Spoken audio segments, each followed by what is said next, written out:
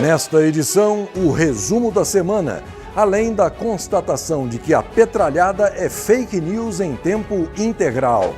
O delírio do desesperado sinistro Lex Luthor de Moraes, do infame STF, a vergonha mundial. E uma pequena reflexão sobre socialismo, comunismo, peste chinesa e, sobretudo, pânico. Olá, eu sou o Cláudio Lessa, falando de Brasília. Você vê que tudo agora está tão anormal que agora são os supermercados que estão assaltando os mascarados que entram nas lojas. Pois é, mas falando sério, é muito engraçadinho esse barulho que a esquerdopatia anda fazendo, esse pânico que ela tenta disseminar com um suposto aumento vertiginoso dos produtos alimentícios, especialmente os da cesta básica e ainda mais especialmente o arroz. Aliás, daqui a pouco eu falo mais sobre pânico. Ontem eu já falei aqui da topada que o fazendão levou com a destruição de Raposa Serra do Sol. Hoje eu recebi uma foto de um telespectador, o Anderson Santos, de Niterói, que diz que o pacote de 5 quilos de arroz onde ele mora não está nem perto dos R$ 47, R$ 50 noticiados. O produto, que segundo ele é a melhor marca de arroz vendida por lá, está sendo comercializado a R$ 27,80, como você pode ver na imagem, tirada ontem no supermercado Mundial, próximo da casa do Anderson, em Niterói. Ele diz ter sentido uma alta no preço do óleo de soja, que pulou de R$ 4,00 para R$ 6,84. Ao mesmo tempo, os esquerdistas burrinhos e sem memória também certamente não se lembram dessa outra foto que nos leva de volta a um passado petralha afrodescendente com essa semi-analfabeta cínica ensacadora de vento, quando o quilo do feijão chegou a custar R$ 15 e quando o preço da carne disparou, a imbecil mandou todo mundo comer ovo. A foto mostra porque naquela época o feijão chegou a R$ 15 o quilo. Os amiguinhos cubanos dessa canalha infeliz receberam a doação de 625 toneladas de feijão do estoque público brasileiro. Aliás, você já deve ter percebido que essa esquerdalha promove fake news em tempo integral, né? Veja só que exemplo mais sórdido desses canalhas. Veja o anúncio dessa mulher, candidata a prefeita. Essa figurinha é uma petralha de boutique que só fala bem de Cuba e Venezuela e de socialismo e de comunismo. Mas na hora de fazer enxoval de bebê e passear, ela pega um avião e vai tirar fotos em Nova York. Mas preste atenção nos detalhes dessa imagem. Cadê a foice e o martelo? Não existem. Cadê o vermelho? Virou cor-de-rosa. Cadê os nomes dos partidos? Quase ilegíveis. E a cara dessa embusteira que antes era uma garota que luta com tatuagens e agora aparece como uma senhorinha recatada e do lar. O amiguinho dela, outro crápula comunista, Miguel Rosseto, está com roupa azul, nada de vermelho. Essa esquerdalha é uma fake news em tempo integral. Eu não consigo entender como tem gente que ainda cai nesse golpe de lobo em pele de cordeiro, repetido sempre. Essa quadrilha nunca muda o seu modus operandi. E o infame Supremo Tribunal da Fraude, sempre pronto a criar mais uma confusão. Esta semana, o sinistro Celso de Mello, um moleque consumado, resolveu afrontar o presidente Bolsonaro mais uma vez. O juiz de merda não permitiu que ele dê respostas por escrito a um inquérito imbecil que está sendo realizado. Mas o destaque fica mesmo por conta do delírio de outro sinistro, Lex Luthor de Moraes, desesperado por ver que o inquérito ilegal e inconstitucional sobre fake news e atos antidemocráticos que ele montou está afundando a cada dia que passa. Ele agora resolveu dizer que os apoiadores de Bolsonaro são milicianos e que não tem dúvida alguma de que essas chamadas milícias digitais têm sido usadas, abre aspas, para uma grande lavagem de dinheiro, fecha aspas. Lex Luthor não se conforma com o fato de que os chamados robôs do Bolsonaro são de carne e osso e têm CPF, como a própria Polícia Federal já deixou claro num laudo não faz muito tempo. O Nosferatu, segundo se informa, ainda mostrou uma surpresa e uma chateação profunda com o fato de que existe um alto nível de profissionalismo no que é produzido, o que para ele significa que tem muito dinheiro rolando por trás das cortinas. Como você pode notar, O coitado que vive numa bolha cheia de lagosta e vinhos premiados não sabe da missa um terço.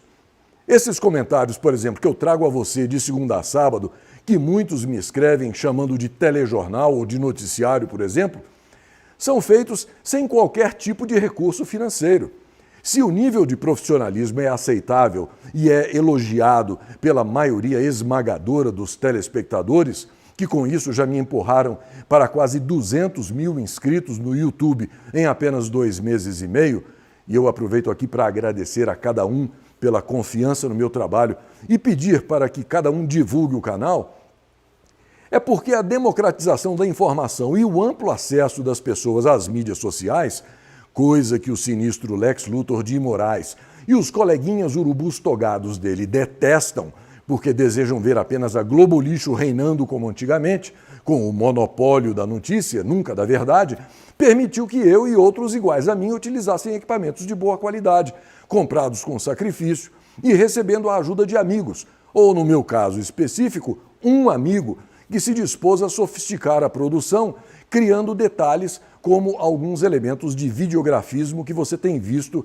nas últimas edições, sem cobrar um tostão, apenas pela vontade genuína e desinteressada de ajudar e pela vontade comum de desmascarar esses canalhas togados e essa politicalha que só se ocupa de atrasar a vida do fazendão, impedindo que ele possa ser chamado um dia de país. Esse brincalhão desprovido de cabeleira acha também que os peixes pequenos, ou ratos que rugem, das mídias sociais, deveriam ser classificados da mesma forma que as grandes empresas de mídia. Isto é desespero puro. Isto é o reconhecimento de que as mídias sociais incomodam, que o meu trabalho e o de outros como eu não deixam que as globolixos e as bandichinas da vida empurrem qualquer mentira goela abaixo do povo como antes. Aqui não tem mentira, aqui não tem fake news, aqui tem opinião. E quando porventura alguma informação é equivocada, a correção vem imediatamente, pois eu não tenho compromisso com o erro. Já falei isso para vocês várias vezes. Não é à toa que muitos dos telespectadores deste canal me pedem para criar um noticiário diário de 30 minutos de duração, porque já não sintonizam mais as TVs abertas. Quero dizer que estou ligado no desejo de todos e estou buscando recursos para isso. Assim que algo surgir, este rato que ruge estará pronto para cumprir o seu papel de informar e de tentar trazer um sorriso ao seu rosto. Mais uma vez, obrigado a você que me vê todos os dias e, por favor, não deixe de divulgar o meu canal e dar o seu feedback. Eu gosto de aproveitar os sábados para investir em assuntos de maior profundidade sempre que possível e compartilhar o que eu aprendi com você, que muitas vezes não tem a chance de ver as mesmas coisas que eu vi, ouvi ou li durante a semana. Hoje, por exemplo, eu quero compartilhar com você algumas ideias sobre socialismo e comunismo, suas diferenças, a relação deles com o que estamos vivendo hoje nessa pandemia de matéria plástica, totalmente artificial, completamente fabricada, e o pânico. Mas, como dizia Jack, vamos por partes. Para começo de conversa, o comunismo é basicamente um sistema político, enquanto o socialismo é fundamentalmente um sistema econômico. Os dois seriam, por assim dizer, primos, se entendem muito bem. A União Soviética, por exemplo, era comunista e socialista. A certa altura dos acontecimentos, a União Soviética se desfez dos dois sistemas, se transformou na Rússia e passou a experimentar uma espécie de capitalismo gangster. E, portanto, agora não é nem comunista nem socialista. Mas a China, por outro lado, fez diferente. Era comunista e socialista, mas se livrou do sistema socialista indo na direção de um sistema peculiar de mercado. Um sistema de mercado relativamente livre, mas controlado pelo Estado. Ainda assim, manteve toda a estrutura política comunista dela intacta, sem democracia, sem eleições livres, controlando a vida das pessoas. Mas elas podem trabalhar, podem fabricar produtos, ganhar dinheiro, se tornar milionárias. A China, portanto, é um bom exemplo de como preservar o comunismo enquanto abandona o socialismo. E ela faz isso oferecendo aos cidadãos uma espécie de troca, uma barganha. A China se propõe a acabar com a pobreza, a fome desesperadora que tomou conta dos camponeses daquele país durante centenas de anos, ou seja, vai encher o estômago do povo, mas em troca não quer que ninguém fale em direitos, porque o que está sendo dado nunca foi dado antes. E a manobra é essa, é a de conseguir manter os chineses contentes com essa barganha. Esta é a linha da China. E aí, quando a gente para pensar na peste chinesa, é possível ver que a esquerda precisa hoje da política do medo. E é por isso que essa gente fica tentando manter todo mundo em pânico o tempo todo. O problema é que Karl Marx nunca achou que isso fosse necessário. Marx achava que a revolução era científica, ela ocorreria automaticamente. Ninguém precisaria lutar por ela, porque ela seria uma mera consequência histórica. O interessante é que nem no tempo de Marx, nem hoje em dia, os operários nunca se revoltaram contra a classe capitalista, em lugar nenhum do mundo. Foi aí que caiu a ficha. A esquerdalha percebeu que Marx estava errado nesse ponto. Não há nada de científico no socialismo. O que é preciso é semear o pânico. E é por isso que, desde os anos 70, a esquerdopatia mundial anuncia que estamos ficando sem comida. Nos anos 80 surge a ameaça do apocalipse nuclear. Nos anos 90, a camada de ozônio está sendo destruída, está desaparecendo. Nos últimos 20 anos, são as mudanças climáticas, os oceanos estão subindo.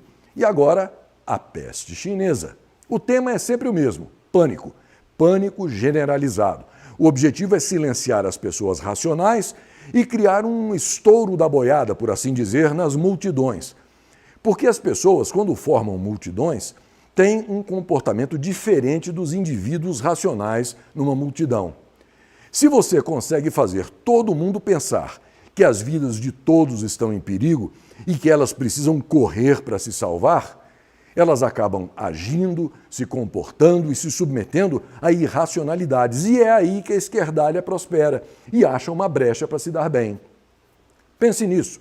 Essa forçação de barra em cima de todo mundo sobre o uso obrigatório de máscaras, sobre a proibição de ir à praia, de andar livremente pelos parques, de rejeição cega de um medicamento barato e seguro que já comprovou a eficácia dele contra o vírus chinês, a narrativa fabricada sobre um número de mortos que claramente não é real.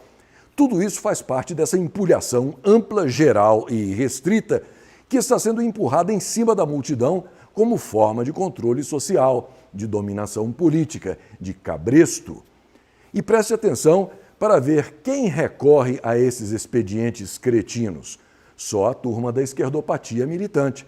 São os governadores comunistoides de boutique de São Paulo, Rio Grande do Sul, Pernambuco, Ceará, Bahia, só para mencionar alguns. Fica tudo muito na cara. Por isso é interessante trazer até você tudo isso que eu falei, para que você tenha um embasamento maior a respeito de toda a safadeza que é praticada hoje em cima da população. E mais uma coisinha. Já que estamos falando de gente careca, veja só a sina desse sujeito. Nunca conseguiu ganhar nada em sorteio, mas quando foi sorteado, ganhou um corte de cabelo, lavagem capilar e hidratação. Que tal? Até a próxima.